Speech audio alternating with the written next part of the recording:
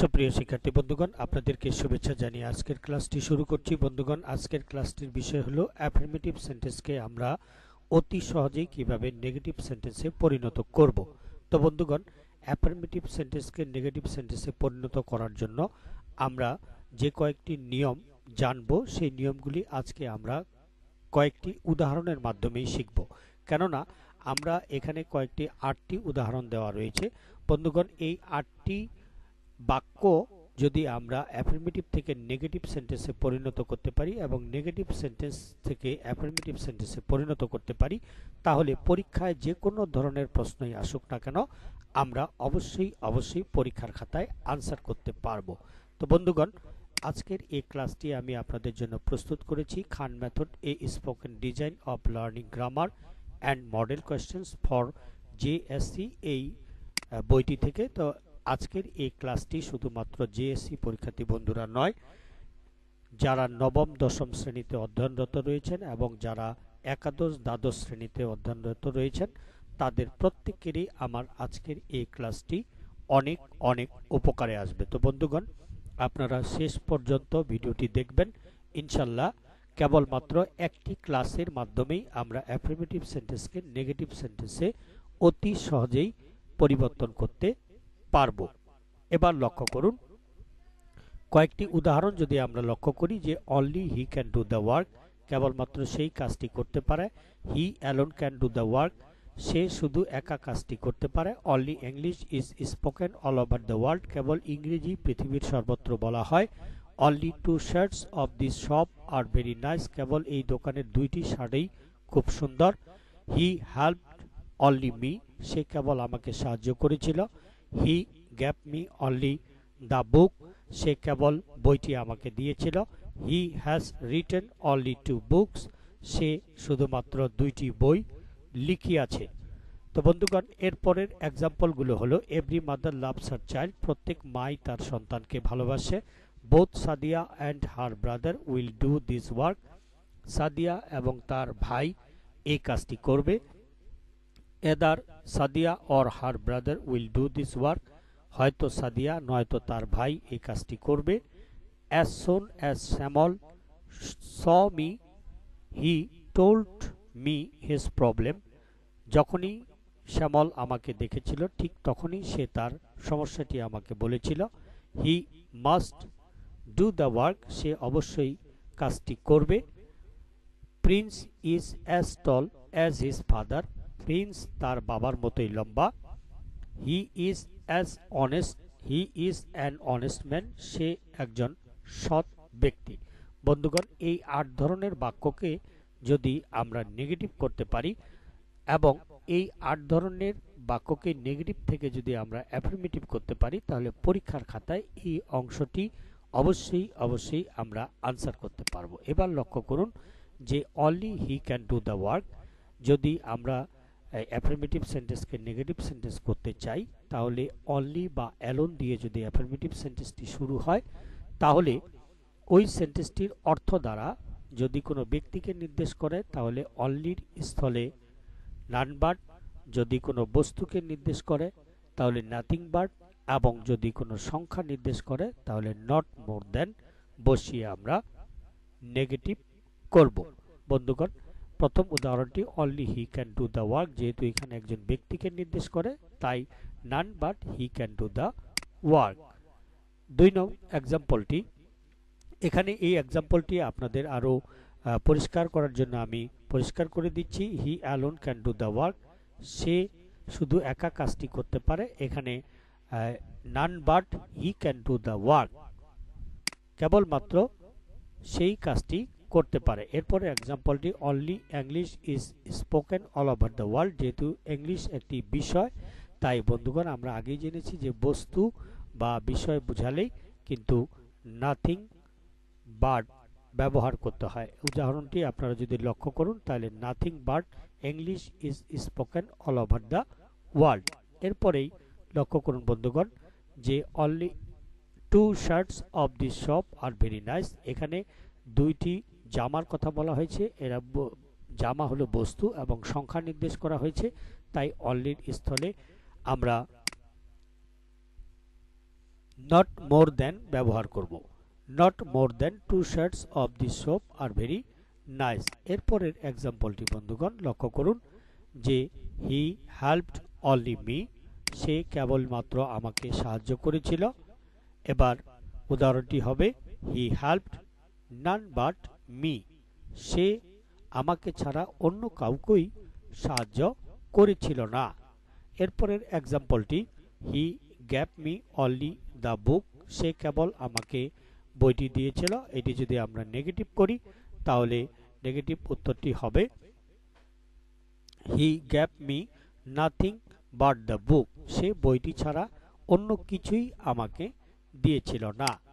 এরপরে এক্সাম্পলটি লক্ষ্য করুন he has written only 2 books, সে শুধুমাত্র 2টি বই কিনেছিল। এখানে বস্তুকে নির্দেশ করা হয়েছে এবং সংখ্যা নির্দেশ করা হয়েছে, তাই বন্ধুগণ he has written not more than 2 books, সে আমাকে 2টির অধিক বই লিখেছিল না। এরপরের এক্সাম্পলটি আমরা যদি লক্ষ্য করি number 2 every mother loves her child, আমরা আগেই জেনেছি যে এভরির স্থলে কিন্তু দেয়ার ইজ নো দিয়ে নেগেটিভ করতে হয়। বন্ধুগণ লক্ষ্য করুন যে there is no mother but loves her child. এরপরে both Sadia and her brother will do the work, এটিকে যদি আমরা নেগেটিভ করতে চাই তাহলে প্রথম বোথটির স্থলে নট অনলি সাদিয়া এবং দ্বিতীয় অ্যান্ডের স্থলে আমরা বাট অলসো ব্যবহার করব, যেমন not only Sadia but also her brother will do the work, কিন্তু মূল বাক্যটি ছিল আমাদের both Sadia and her brother will do the work. এরপরে either Sadia or her brother will do the work, আমরা এই ধরনের বাক্যগুলোকে এদারের স্থলে নেদার বসাবো, যদি নেগেটিভ করি অরের স্থলে নর বসাবো। যেমন উদাহরণটি যদি আপনারা লক্ষ্য করেন বন্ধুগণ দেখুন নেদার সাদিয়া নর হার brother will do the work. এরপরের এক্সাম্পলটি as soon as Shyamal saw me he told me his problem, শ্যামল আমাকে যখনই দেখেছিল তখনই সে তার সমস্যাটি আমাকে বলেছিল। বন্ধুগণ আমরা as soon as এর স্থলে নেগেটিভ করার সময় no sooner had ব্যবহার করব, তবে অবশ্যই মনে রাখবো যে এর পরে যে ভার্বটি সেই ভার্বটি পাস্ট পার্টিসিপল হবে এবং কমার স্থলে দেন বসাতে হবে। বন্ধুগণ আমাদের মূল বাক্যটি ছিল যে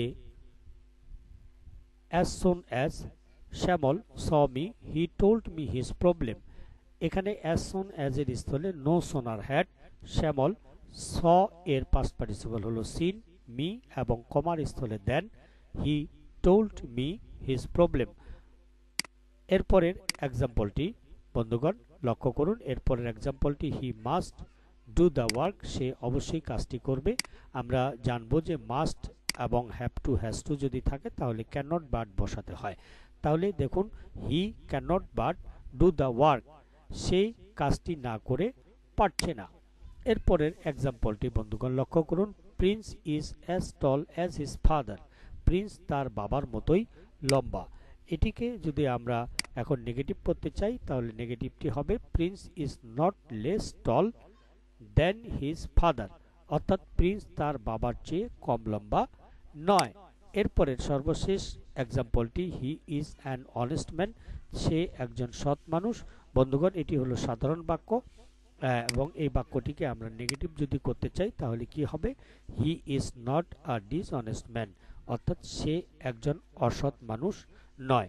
বন্ধুগণ আজকের ক্লাসটি পর্যন্তই, আশা করি এই 8টি এক্সাম্পল যদি আপনারা কমপ্লিট করতে পারেন এবং ঠিক একইভাবে নেগেটিভ থেকে যদি আমরা অ্যাফার্মেটিভ করি তাহলে নান but he can do the work, অর্থাৎ নান বাটের স্থলে only, only he can do the work, nothing but English is spoken all over the world. যদি আমরা নেগেটিভ থেকে অ্যাফার্মেটিভ করি তাহলে নাথিং বাটের স্থলে আমরা আগেই জেনেছি যে এই আলোচনার মাধ্যমেই আমরা জেনেছি যে নাথিং বাটের স্থলে অনলি ব্যবহার করব এবং to not more than 2 shirts of this shop are very nice, এখানে নট মোর দ্যান যেহেতু আমরা অনলি 2 শার্টস এটির স্থলে অনলি ব্যবহার করব। He helped none but me, অর্থাৎ হি হেল্পড অনলি মি। বন্ধুগণ এগুলো খেয়াল করবেন। He gave me nothing but the book, he gave me only the book. এরপরে he has written not more than 2 books, he has written only 2 books. এরপরেই there is no mother but loves her child, অর্থাৎ every mother loves her child.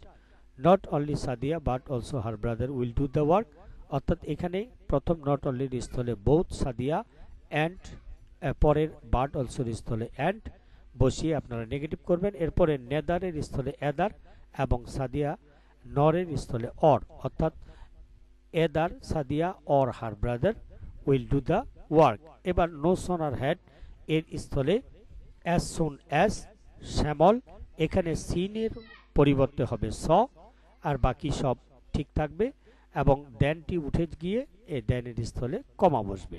এরপরে he cannot but do the work, এটি negative এবং এটিকে যদি আমরা affirmative করি তাহলে আগেই জেনেছি যে ক্যানট বাটের স্থলে must, he must do the work. এরপরে বন্ধুগণ Prince is not less tall than his father, অর্থাৎ এখানে আমরা প্রথম নট লেসের স্থলে প্রিন্স ইজ অ্যাজ টল, দেনটির স্থলে আবারও as his father. He is not a dishonest man, অর্থাৎ এটি ছিল he is an honest man, নটটি উঠাই দিতে হবে এবং ডিস উঠাই দিতে হবে। আর অনেস্টের পূর্বে যেহেতু অ্যান ব্যবহৃত হয় তাই বাক্যটি হবে হি ইজ অ্যান অনেস্ট ম্যান। বন্ধুগণ আশা করি আমার এই ক্লাসটি আপনাদের প্রত্যেকেরই কাজে লাগবে এবং এই ক্লাসটি আপনারা শেষ পর্যন্ত যদি এনজয় করেন এবং মনোযোগ সহকারে দেখেন তাহলে সারা জীবনের জন্য আপনাদের এই অংশটি শেখা হয়ে যাবে। ধন্যবাদ।